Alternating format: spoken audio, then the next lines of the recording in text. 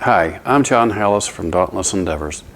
Last fall, I competed in a concealed carry pistol league at Des Tactical in Baraboo, Wisconsin, which, by the way, is a very nice facility. The gun I used is a Smith & Wesson M&P Shield Plus, and the ammunition I shot was the CCI Blazer 124 grain full metal jacket. It's not truly a jacketed round as much as it is a very heavy plated round with copper plating.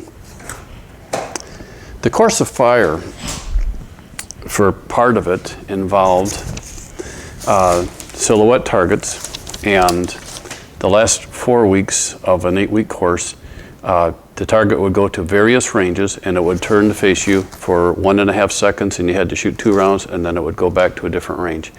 Part of that, and this is the interesting part, was that it got so close that I thought the target was, the course of fire was completed and it was returning to me, but it was actually like 5 feet away.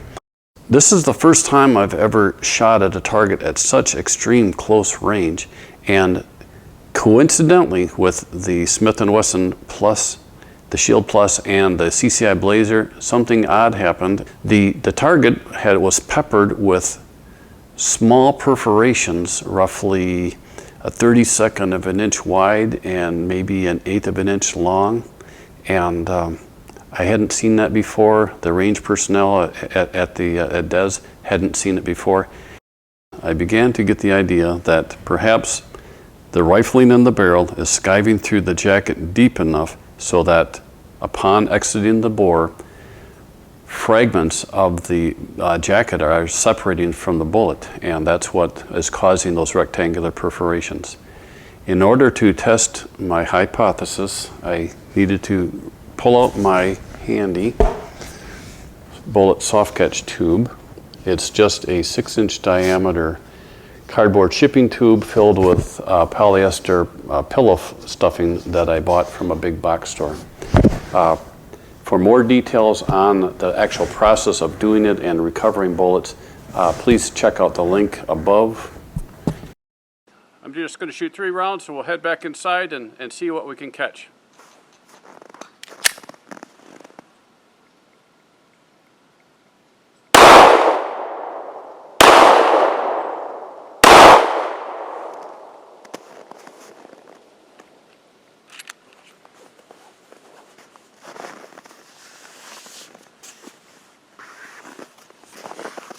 I put a paper towel on the end of the far end of the tube as an indicator in case something went all the way through, and the paper looks good, so I'm feeling confident we've got something in here.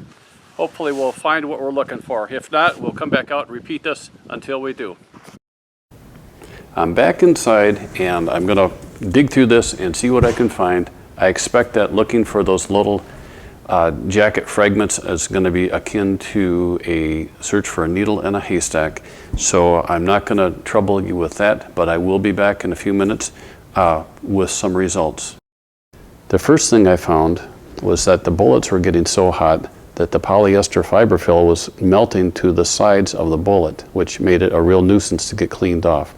I ended up just trimming it off as close to the bullet as I could, and then I just singed them with a lighter, and while holding the bullet between my fingers. So if my fingers didn't get too hot, I wasn't concerned about damaging the bullets at all from the heat. If you look at close-ups of these bullets, you'll see that some of the bullets still look coppery with dark smears on them from their passage to the bore of the gun. However, there are a few of them that they have bright, shiny lead color surfaces that I believe the jacket remained on the bullet until it exited the bore, and then it separated and flew off, which I captured separately, and then just left a nice, shiny, exposed portion of raw lead there from the core of the bullet. Here's another picture where you can see here are a number of jacket fragments that I was able to recover in the polyester fiberfill. I also did some additional testing with a CZ model P01 at just shooting it like 3 feet away, and shot 10 shots there. I didn't record any jacket separation with that one. And however, I did shoot another batch of CCI Blazer full metal jacket at, it was just 115 grain, and I got some jacket separations with that as well. So what am I going to do with all this wonderful newfound information? Honestly, not a whole lot. I think it's great to be aware of these kinds of things, that they can happen. CCI's ammunition packaging states, do not use in firearms with ported barrels or ported recoil compensators. So I'm guessing they're aware of these issues and that they can happen. They've seen it before. And I'm going to keep using CCI Blazer ammo. It's good. I think it's good quality, reliable ammunition. I like my Smith Shield Plus. However, it does make a person wonder about, okay, what about their plated duty ammunition, and what do they do differently in the process, a manufacturing process of that, to ensure that these kinds of things don't happen with the good stuff? Because although I can't foresee it affecting penetration or expansion very much, I could imagine that this would adversely affect accuracy.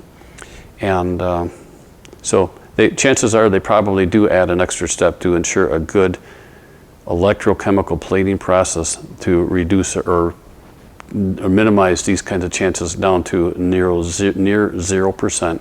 But that's a question for another day. I'm John Hallis from Dauntless Endeavors. Have a great day and be safe.